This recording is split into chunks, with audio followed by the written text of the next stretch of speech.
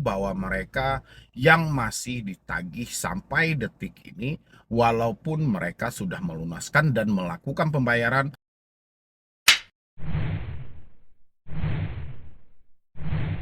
sudah bayar tagihan di Shopee, S-Pinjam, dan SpayLater, tapi tetap masih ditagih dan tagihannya tetap masih muncul. Ada juga yang masih diteror sampai detik ini dan kebingungan apa yang harus dilakukan. Teman-teman boleh lihat di sebelah saya, teman-teman semuanya. Ini adalah bukti bahwa mereka yang masih ditagih sampai detik ini, walaupun mereka sudah melunaskan dan melakukan pembayaran, baik itu pencicilan untuk bulan sekarang ataupun bahkan membayar sampai lunas. Dan pasti teman-teman kebingungan semuanya.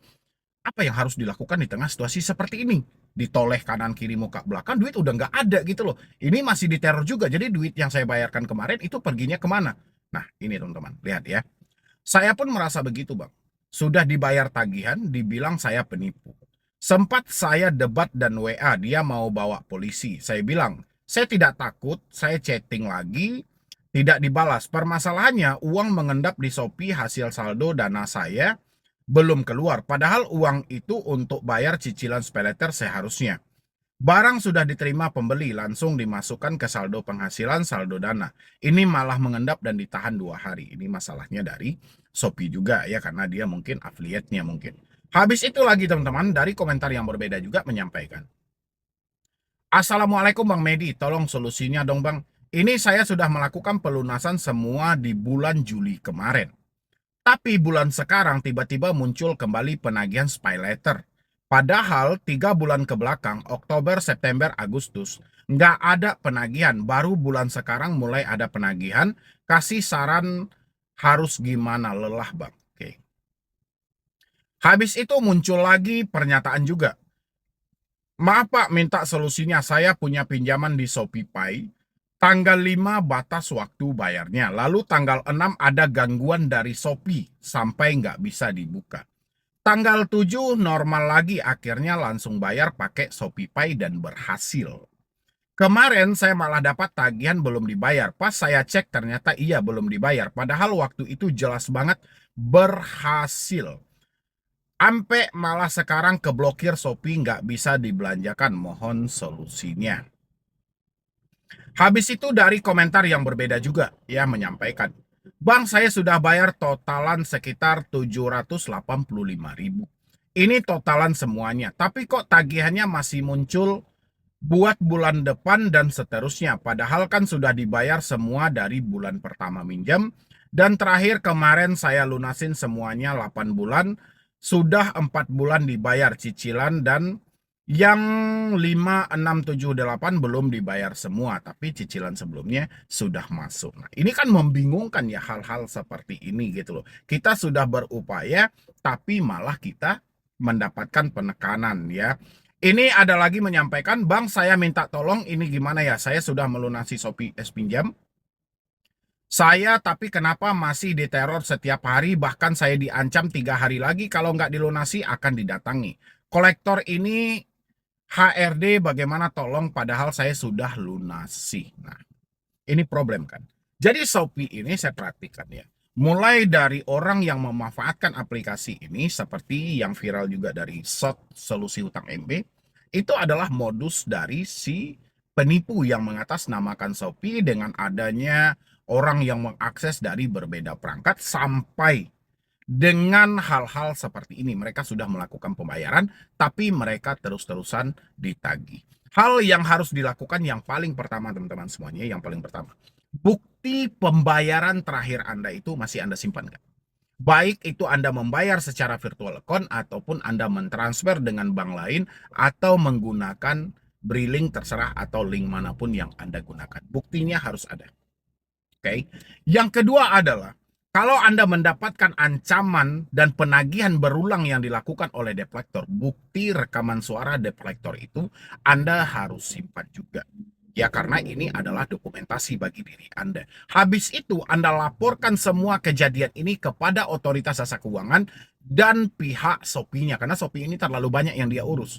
Mulai dari marketnya sampai dengan SPayLater, sampai dengan S-Pinjam, belum lagi mereka bekerja sama dengan lembaga-lembaga lainnya yang mereka menanamkan investasi. Jadi terlalu banyak sehingga mereka sangat kesulitan dalam mengontrol. Lagian, ya, Shopee ini programnya harus ditingkatin lagi, mulai dari segi keamanannya, habis itu tentang ketransparanan dalam si debitur melakukan pembayaran. Oke, teman-teman semuanya. Jadi jangan ada yang khawatir dalam hal ini. Yang penting bukti transfer di awal itu Anda harus punya. Ya, atau bukti transfer terakhir itu Anda harus simpan. Yang kedua adalah rekaman bukti debt collector yang masih melakukan penagihan atau bukti screenshot bahwasannya di aplikasi itu belum berubah. Oke. Yang ketiga, laporkan semua kejadian ini kepada Otoritas Jasa Keuangan sebagai kiblat dari semua perbankan yang ada di Indonesia. Yang keempat, jangan pernah bayar lagi kalau Anda sudah melakukan transfer meskipun di aplikasi tidak berubah.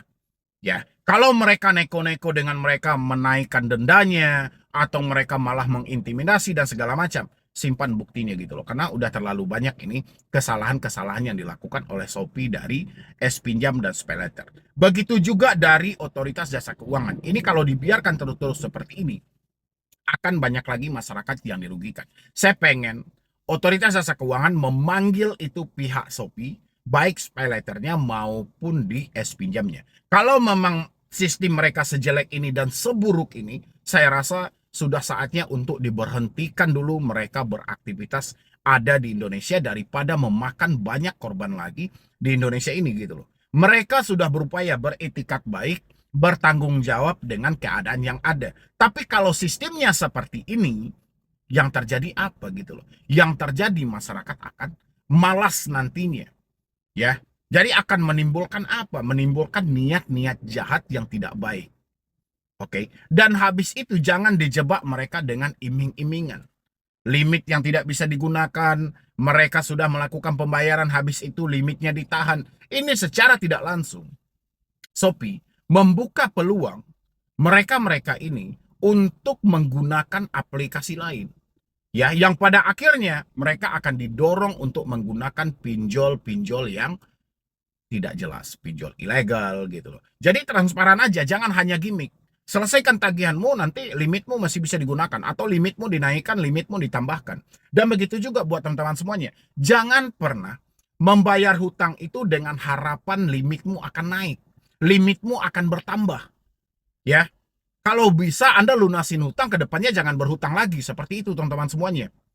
Oke, jadi sistem-sistem mereka yang buruk itu kita harus kumpulkan bukti-bukti yang jelas teman-teman. Karena kalau tidak ada bukti yang jelas, bukti yang fakta, bukti yang real, mereka akan tepis semua pengaduan itu. Mereka akan tepis semua tuduhan yang seperti itu. Karena dari pihak Shopee ini selama ini juga seperti itu gitu loh. Bahkan ada juga beberapa orang menyampaikan kepada saya, mereka ini seringkali menghubungi di luar kondar. Bahkan orang-orang yang diisi pulsa atau mereka yang tidak ada hubungan sama sekali, ini sering dihubungi terutama dari S-Pinjam. Belum lagi penagihan-penagihan yang tidak masuk akal gitu loh dari beberapa PT yang menjalin kerjasama dengan S-Pinjam ini. Tapi teman-teman semuanya tidak usah khawatir, tidak usah takut juga. Hal yang harus Anda lakukan seperti yang saya sampaikan tadi. Bukti pembayaran terakhir, rekam semua teroran dan intimidasi dari debt collector, Anda sampaikan Anda telah melakukan pembayaran tanggal sekian, tanggal sekian. Kalau dari sistemnya tidak terpotong, ya berarti ini bukan salah kita. Itu salah dari sistemnya sendiri.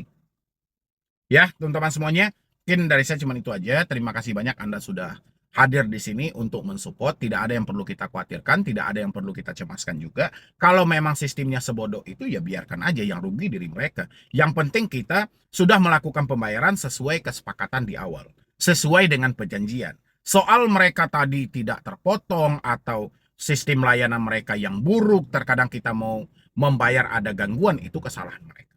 Bukan kesalahan dari diri kita. Kalau mereka tidak menerima alasan seperti itu, ya abaikan saja. Tinggal diabaikan, yang penting kita sudah membayar. Ya kan? Kita sudah mencicil. Iya nggak sih teman-teman semuanya? Kita sudah melunasi. Kalau di sistem mereka tidak lunas, bukan berarti kita yang harus bertanggung jawab. Ya sistem mereka lah yang harus bertanggung jawab. Sementara kita mengantongi bukti pembayaran terakhir kita atau bukti pelunasan kita, baik itu melalui virtual account maupun melalui BRI. Tapi sekali lagi teman-teman, jangan lupa Anda laporkan kepada otoritas jasa keuangan karena cuma itu jalurnya supaya OJK membuka mata biar pihak Shopee ini dipanggil gitu loh. Karena sistem yang terlalu jelek, terlalu banyak merugikan masyarakat Indonesia. Ya, mungkin dari saya cuma itu aja teman-teman semuanya. Terima kasih banyak. Wassalam.